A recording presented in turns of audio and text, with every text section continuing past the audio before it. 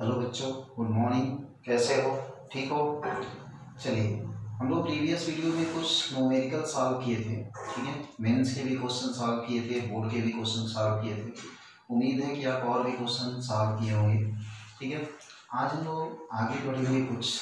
ठीक है, इलेक्ट्रोस्टैटिक्स में अभी तक हम लोग इलेक्ट्रिक चार्ज और कूलॉम्स लॉ, ये दो चीज़ पढ़े थे। आज हम बताएंगे इलेक्ट्रिक फील्ड, वैद्युत क्षेत्र। ठीक है, जो चैप्टर का नाम भी हम रखे थे electric field and electric charge. ठीक है, तो आज हम लोग यही पढ़ेंगे इलेक्ट्रिक फील्ड, वैद्युत क्षेत्र। ठीक है, लेकिन पीछे हम जो स्टेप आपको बताए थे उसमें कभी कभी एक टॉपिक पूछता है, अपसाइलन या अपसाइलन नॉट का यूनिट और इसका डायमेंशन। अपसाइलन या अपसाइलन नॉट की बीमा या उसका मात्रक। ठीक है, तो देखिए, अपसाइलन या अपसाइलन यानी यूनिट ऑफ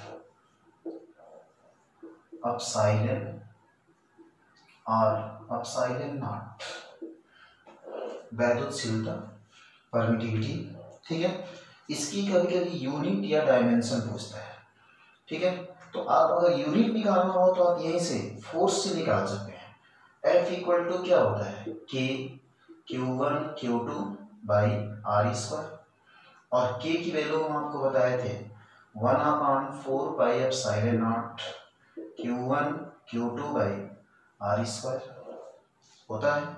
वाई अल्फा निर्वात के लिए कांस्टेंट की वैल्यू ये होती है, जिसकी वैल्यू 9 × 10⁹ होती है, पीछे हम बता चुके हैं।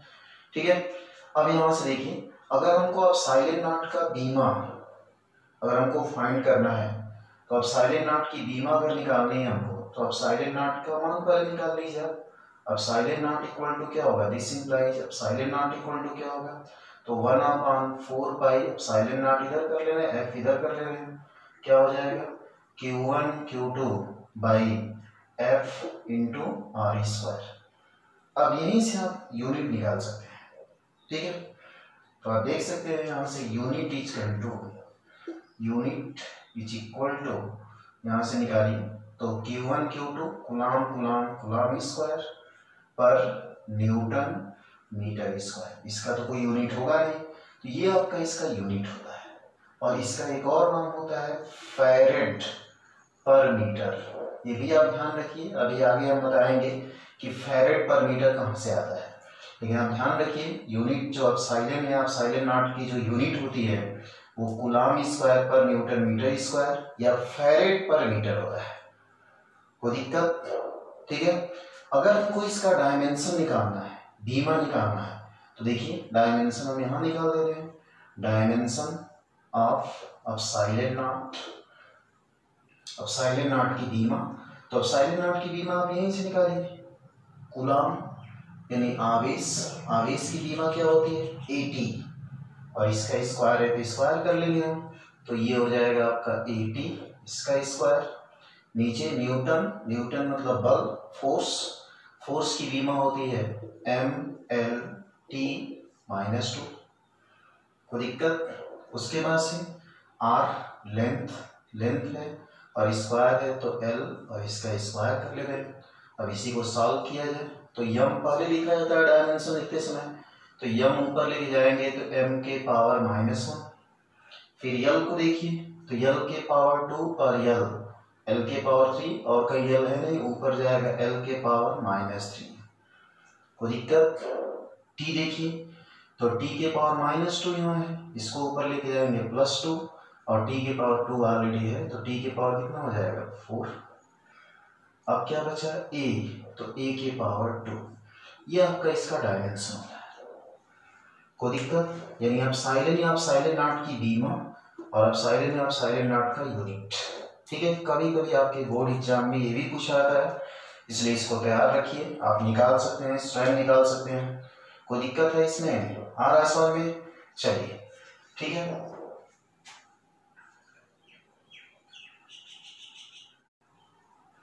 अब इलेक्ट्रिक फील्ड, वैद्युत क्षेत्र, इसको समझने का प्रयास करें। ठीक है, यही आपका इस चैप्टर का सबसे मूल चीज है। इसको ध्यान से देखिए और इसको समझने का प्रयास करिए, ताकि आपको ये चैप्टर सही से समझ में आए। ठीक है, तो अगर ये स्टेप आप समझ गए तो पूरा ये चैप्टर आपको समझ में आएगा। और अच्छे तरह से समझ में आएगा, इसलिए आप ध्यान दीजिए और इसको समझने का प्रयास कीजिए। ठीक है, इलेक्ट्रिक फील्ड क्या होता है? फील्ड मतलब क्या? क्षेत्र, स्पेस, जगह। ठीक है, आप इलेक्ट्रिक फील्ड या जैसे 3 फील्ड आपको आपके सिलेबस में पढ़ना है, इलेक्ट्रिक फील्ड है, मैग्नेटिक फील्ड है, ग्रेविटेशनल फील्ड है। ठीक है, वैद्युत क्षेत्र, चुंबकीय क्षेत्र, गुरुत्वीय क्षेत्र, तीनों एक ही जैसा है। अगर एक समझेंगे तो आप तीनों समझ में आएगा आपको। ठीक है, तो चलिए आप यहाँ समझने का प्रयास करिए। पहले जैसे मान लीजिए आप जनरली जैसे चुंबक देखे होंगे, चुंबक में क्या होता है? जैसे मान लीजिए यहाँ पे आप चुंबक रखे,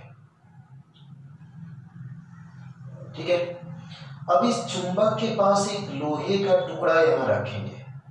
अगर लोहे का टुकड़ा आप यहाँ पे रख रहे हैं तो ये चुंबक क्या करता है? उसको खींच लेता है, अट्रैक्ट कर लेता है।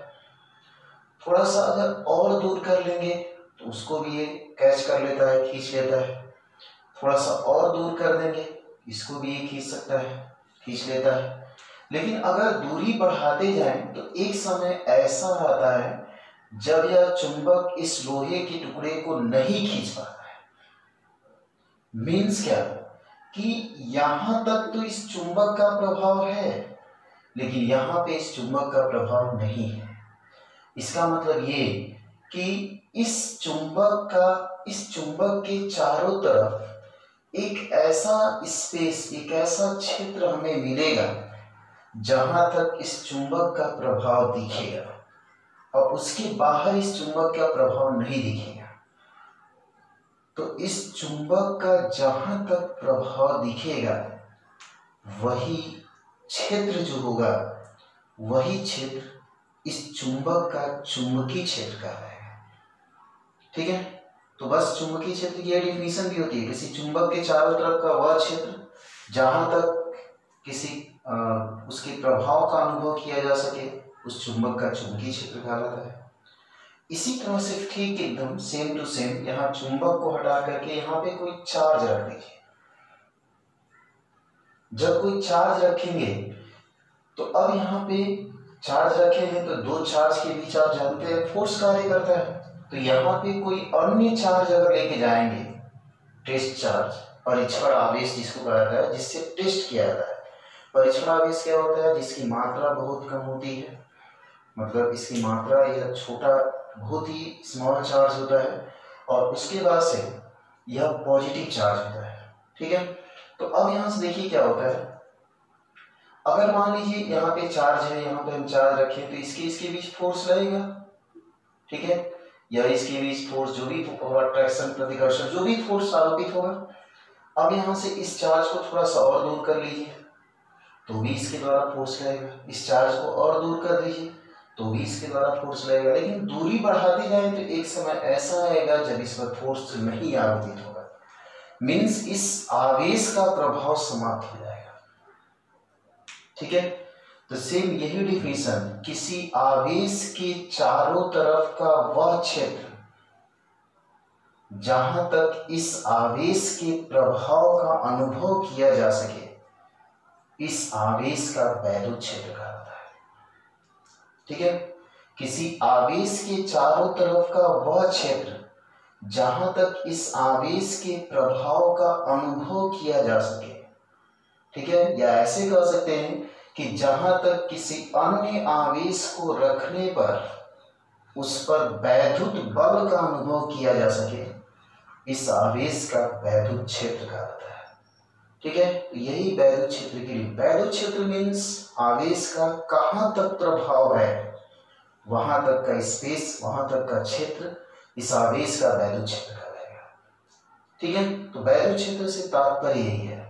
अब यहाँ ध्यान से समझने का प्रयास करिए। जैसे मान लीजिए इस आवेश के चारों तरफ वैद्युत क्षेत्र है। ठीक है, दो चीजें आप ध्यान रखिए, किसी चुंबक के चारों तरफ का क्षेत्र चुंबकीय क्षेत्र कहलाता है, किसी आवेश के चारों तरफ का क्षेत्र वैद्युत क्षेत्र कहलाता है। ठीक है, हमेशा वैद्युत क्षेत्र कैसे, किसके कारण उत्पन्न होता है? आवेश के कारण। आवेश अगर रखा गया है तो उसके चारों तरफ वैद्युत क्षेत्र उत्पन्न होगा। ठीक है, उस आवेश का प्रभाव दिखेगा हमको। ठीक है, अब यहाँ समझने का एक चीज और प्रयास करिए। जैसे मान लीजिए आप यहाँ चार्ज अगर रखे हो, तो इस चार्ज के द्वारा लगने वाला फोर्स तेज होगा, तेजी से अट्रैक्ट करेगा इसको। लेकिन यही अगर चार्ज थोड़ा दूर कर दे रहे हो तो थोड़ा सा धीरे से अट्रैक्शन होगा, यानी इस आवेश का प्रभाव यहाँ कुछ कम हो जाएगा।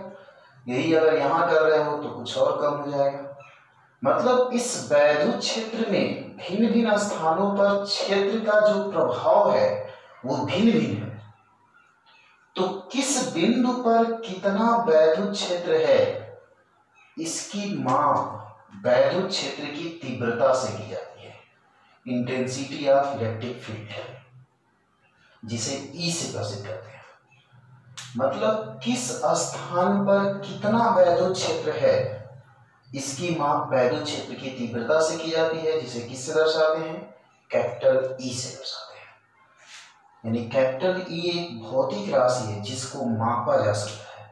और क्या मापा जाता है, तो प्रभाव मापा जाता है कि उस बिंदु पर कितना वैद्युत क्षेत्र है, उसका प्रभाव कितना है। ठीक है, तो आप दो चीजें बस याद रखिए, किसी आवेश के चारों तरफ वैद्युत क्षेत्र उत्पन्न होता है, उस वैद्युत क्षेत्र की माप यानी किसी बिंदु पर वैद्युत क्षेत्र की माप वैद्युत क्षेत्र की तीव्रता से की जाती है, जिसे किससे प्रसिद्ध करते हैं, ई से प्रसिद्ध करते हैं। ई एक वेक्टर क्वांटिटी है, इसका डायरेक्शन भी होता है, इसकी दिशा भी होती है। ठीक है, तो चलिए इस चीज के बारे में एक एक करके हम अभी बता रहे हैं।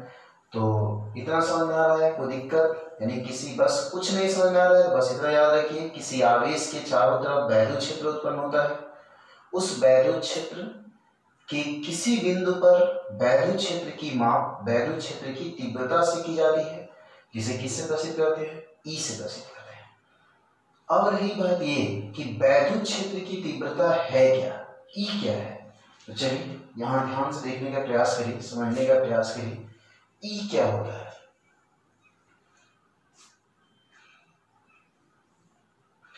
इलेक्ट्रिक फील्ड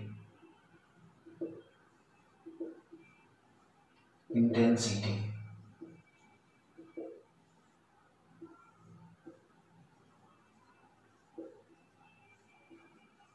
वैद्युत क्षेत्र की तीव्रता, इलेक्ट्रिक फील्ड इंटेंसिटी, वैद्युत क्षेत्र की तीव्रता। वैद्युत क्षेत्र की माप वैद्युत क्षेत्र की तीव्रता से की जाती है।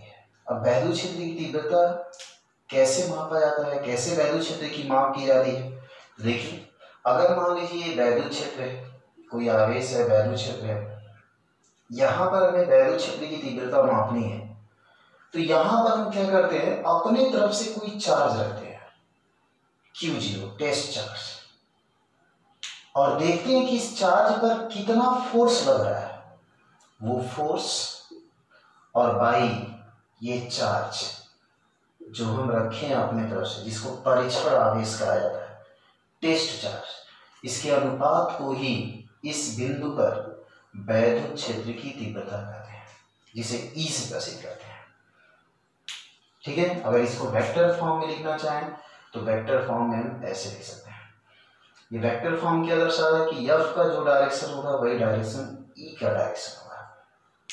ठीक है, तो इस तरह से किसी बिंदु पर वैद्युत क्षेत्र की तीव्रता उस बिंदु पर रखे परीक्षण आवेश पर लगने वाला फोर्स और उस परीक्षण आवेश की मात्रा के अनुपात के बराबर होता है। ठीक है, ध्यान से समझने का प्रयास करिए, किसी बिंदु पर रखे परीक्षण आवेश पर लगने वाला बल और वो परीक्षण आवेश जो हम रखे हैं उसका जो रेशियो होता है, वही रेशियो इस बिंदु पर वैद्युत क्षेत्र की तीव्रता होता है। ठीक है, यही वैद्युत क्षेत्र की तीव्रता की माप है। तो इसी तरह से वैद्युत क्षेत्र, मान लीजिए यहाँ नापना है आपको वैद्युत क्षेत्र कितना है, यहाँ हमको वैद्युत क्षेत्र की तीव्रता की माप करनी है, चाहे वैद्युत क्षेत्र मापना है, तो यहाँ एक टेस्ट चार्ज रखिए और टेस्ट चार्ज रख के देखिए इस पर कितना बल लग रहा है, वो बल और उस जो आवेश आप रखे हो, जो चार्ज रखे हो, वो चार्ज का रेशियो जो होगा उस बिंदु पर वैद्युत क्षेत्र की तीव्रता होगी। कोई दिक्कत? ठीक है, तो तीन बातें आप ध्यान में रखिए, किसी आवेश के चारों तरफ वैद्युत क्षेत्र उत्पन्न होता है, वैद्युत क्षेत्र के किसी बिंदु पर वैद्युत क्षेत्र की माप वैद्युत क्षेत्र की तीव्रता से की जाती है, जिसे किससे प्रदर्शित करते हैं, ई से। वैद्युत क्षेत्र की तीव्रता क्या होती है, तो वैद्युत क्षेत्र के किसी बिंदु पर रखे परीक्षण आवेश पर लगने वाला बल और वो परीक्षण आवेश की मात्रा के अनुपात के बराबर वैद्युत क्षेत्र की तीव्रता होती है। ठीक है, जिसे किससे प्रदर्शित करते हैं, ई से प्रदर्शित करते हैं। ठीक है, कोई दिक्कत? अब इसके बाद से आता है ई का डायरेक्शन और ई का यूनिट। ठीक है, तो सबसे पहले आप देखिए ई का डायरेक्शन, पहले ई का यूनिट देख लीजिए, unit of E, unit of E, E का मात्रक, तो आप यहीं से देख सकते हैं SI unit is equal to क्या हो जाएगा, न्यूटन, ये क्या होगा, कूलॉम, न्यूटन पर कूलॉम। ठीक है, एक बात और आप याद रखिए यहाँ पे, वोल्ट पर मीटर, एसआई यूनिट एक ये भी होता है वोल्ट प्रति मीटर। अब ये कहां से आता है, अभी आप पोटेंशियल पढ़ेंगे तो वहां क्लियर होगा आपको। ठीक है, तो वोल्ट प्रति मीटर या न्यूटन पर कूलॉम एसआई यूनिट होता है किसका, ई का। और एक कार्य और आप कर सकते हैं, अगर यहाँ पे हम मीटर से ऊपर गुणा कर दें तो न्यूटन इंटू मीटर की जगह पे हम क्या लिख सकते हैं, जूल, और नीचे मीटर है तो कूलॉम इंटू मीटर भी लिखा सकता है। ये भी एक यूनिट हो गया, एसआई यूनिट ई का जूल प्रति कूलॉम इंटू मीटर। तो ये आप ध्यान में रखिए कि ई का जो यूनिट होता है वैद्युत क्षेत्र की तीव्रता का जो मात्रक होता है न्यूटन प्रति कूलॉम या वोल्ट प्रति मीटर या जूल प्रति कूलॉम इंटू मीटर। ठीक है, अब आइए सीजीएस यूनिट। सीजीएस यूनिट क्या होता है, सीजीएस यूनिट, तो सीजीएस यूनिट आप देख सकते हैं। ठीक है, एफ का यूनिट सीजीएस में क्या होता है, डाइन, और आवेश का सीजीएस में यूनिट बताया थे हम, state Coulomb.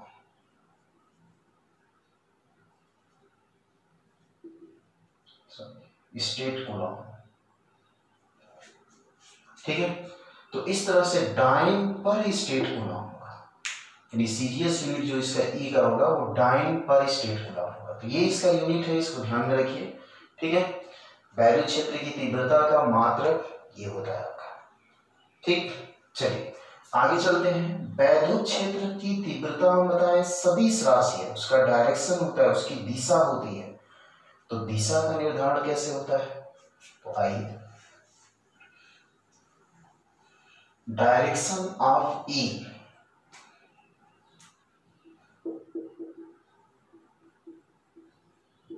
Direction of E, E की दिशा। ठीक है, तो ई की दिशा अगर देखना है तो ध्यान से आप देखने का प्रयास करिए, समझने का। जैसे कोई पॉजिटिव चार्ज है, इसके कारण अगर किसी बिंदु पर हम वैद्युत क्षेत्र की तीव्रता निकाल रहे हैं, मान लीजिए इस बिंदु पर हम वैद्युत क्षेत्र की तीव्रता निकाल रहे हैं, तो आवेश के परे होता है, आवेश और उस बिंदु को मिलाने वाली जो रेखा है उसके परे। ठीक है, और इसी तरह से अगर माइनस चार्ज अगर है और इसके कारण किसी बिंदु पर हम वैद्युत क्षेत्र की तीव्रता ई निकाल रहे, ई का डायरेक्शन अगर पता करना चाहते हैं तो इसके कारण जो डायरेक्शन होता है आवेश की ओर, ये होता है। यानी आप दो चीज बस ध्यान में रखिए कि पॉजिटिव चार्ज के कारण वैद्युत क्षेत्र की तीव्रता, चार्ज जो है उसके बाहर की तरफ, और निगेटिव चार्ज के कारण वैद्युत क्षेत्र की तीव्रता जो चार्ज है उसके तरफ होगा। ठीक है, तो ये आपका डायरेक्शन होता है, यानी वैद्युत क्षेत्र की तीव्रता की दिशा होती है। तो दिशा इस तरह से निर्धारित कर सकते हैं हम, वैद्युत क्षेत्र की तीव्रता किस आवेश के कारण कितनी दिशा, कौन सी दिशा होगी। चलिए, इसके बाद से रिलेशन बिटवीन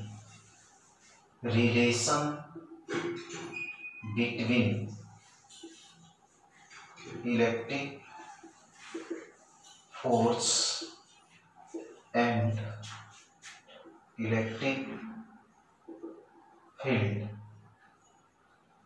ठीक है, वैद्युत बल तथा वैद्युत क्षेत्र में संबंध।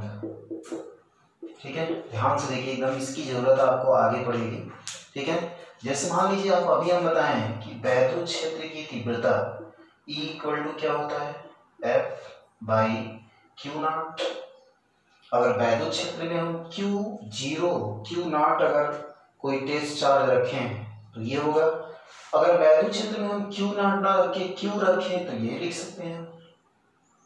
ठीक है, यानी वैद्युत क्षेत्र के अंदर कोई चार्ज अगर हम Q रख रहे हैं तो वहां वैद्युत क्षेत्र की तीव्रता उस चार्ज पर लगने वाला बल और उस चार्ज का रेशियो होता है। अब यहाँ से अगर हम F निकालना चाहें तो F इक्वल टू क्या हो जाएगा, Q इंटू E। ये रिलेशन होता है F और E में। यानी कहने का अर्थ ये कि अगर कोई वैद्युत क्षेत्र है, उस वैद्युत क्षेत्र में कोई चार्ज रखा गया है, तो उस चार्ज पर लगने वाला जो फोर्स होगा उस फोर्स का मान कितना होगा, तो Q इंटू E होगा। यानी वो चार्ज और जिस वैद्युत क्षेत्र में उसको रखा गया है वो वैद्युत क्षेत्र की तीव्रता का गुणनफल उस बिंदु पर उस चार्ज पर लगने वाला फोर्स होगा। ठीक है, यानी F इक्वल टू आप देख सकते हैं Q इंटू। देखिए हम फिगर यहाँ बना रहे हैं। जैसे मान लीजिए कोई भी ये वैद्युत क्षेत्र है, सपोज कर लीजिए वैद्युत क्षेत्र है, और वैद्युत क्षेत्र है तो वैद्युत क्षेत्र की तीव्रता वैद्युत क्षेत्र का डायरेक्शन होता है। हम मान लेते हैं कि वैद्युत क्षेत्र का डायरेक्शन ये है। ठीक है, दो केस हम यहाँ दिखा रहे हैं, एक केस और इसके आगे हम दिखा रहे हैं।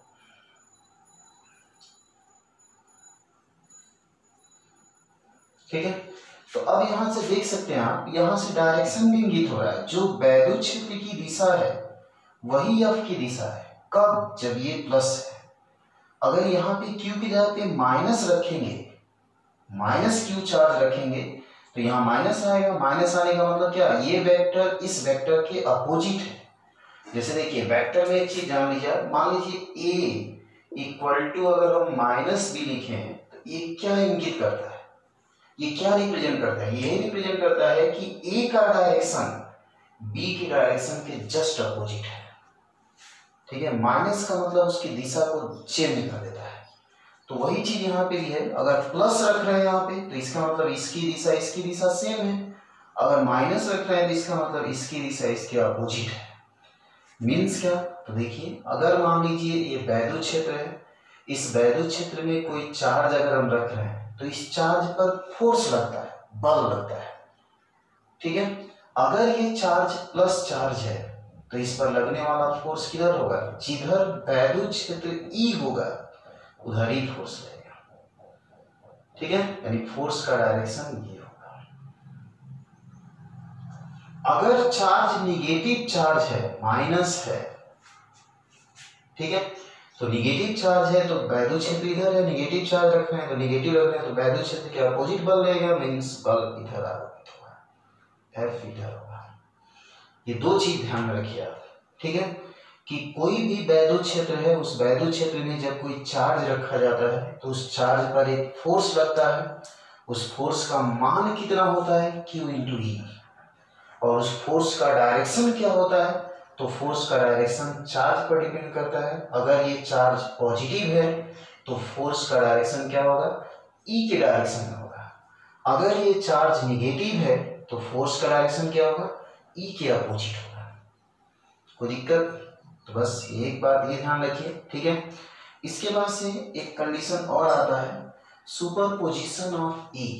ठीक है, superposition of electric field.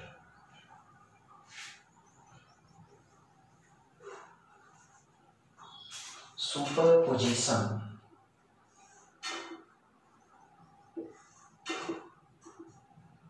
Of E। ठीक है,